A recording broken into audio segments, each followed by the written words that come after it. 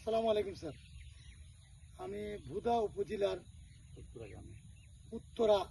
উত্তরা গ্রামের একটি বিশাল বড় চা বাগানে এসেছি। মূলত চা বাগানের মালিকের বাড়ি নোয়াখালী, থাকেন উনি ঢাকা। তাহের এন্টারপ্রাইজ নামে ওনার কোম্পানির নাম দিয়েছে।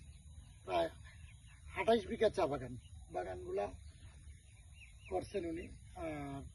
বাগানের যে দায়িত্বে আছে উনি মূলত শ্রীমঙ্গলের লোকই, সিলেট বড়লেখার লোক। উনি দায়িত্ব দিচ্ছেন, উনি টিলাবাবু আছেন না, এখানে ম্যানেজার হিসেবে আছেন।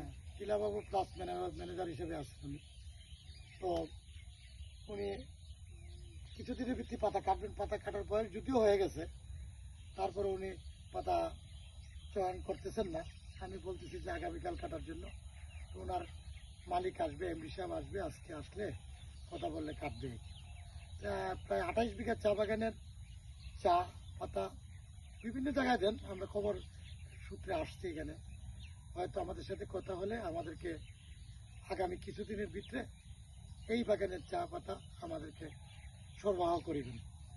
বাগানের নিচের অংশটা দেখা হলো, নিচেটা এই যে নিচ থেকে পাতার যে অ্যালাউন্সটা দেখো, অ্যালাউন্সটা একদম নিচটা আর একটু নিচে।